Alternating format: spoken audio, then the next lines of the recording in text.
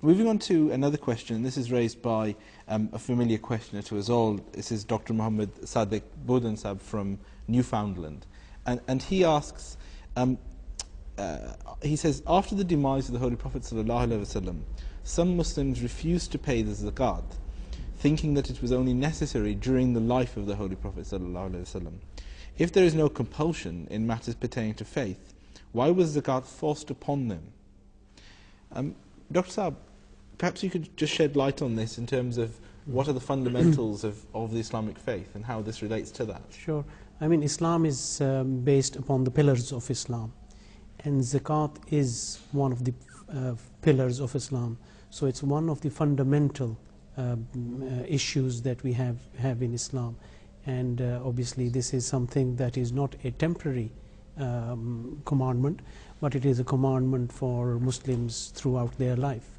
However, with Zakat, we know that there are many conditions that you have to fulfill if Zakat becomes payable by you. And it pertains to the wealth that you might have over a period of a year, and the percentage of Zakat has to be paid upon that. So it was not a temporary command that was given to Muslims as far as Zakat is concerned, but it was for time immemorial.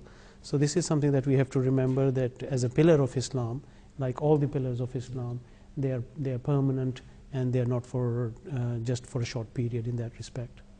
I think Dr. Saib, he has perhaps put this question in the context of forcing something upon people, and also he has in mind that the principle of Islam is la ikraha fi din, that there is no compulsion in matters of religion. As a matter of fact, this verse should be understood very clearly. So far as propagation of Islam is concerned, or making other people believe in Islam or enter into the fold of Islam is concerned, or after entering, remaining within the fold of Islam, or converting anybody into the fold of Islam, all these things are concerned, naturally this is a clear guidance, permanent guidance, no change in it, that there is no compulsion in matters of religion. But once people, out of their independent choice, of their own volition, without any coercion or compulsion upon them, once they decide that they would like to join the fold of Islam, then of course they have to follow the rules of the house, as they say. When you enter into a company to secure a job, and you go there, by signing that you are now a member of this organization or this company, you take upon yourself that you are going to abide by the rules and the regulation.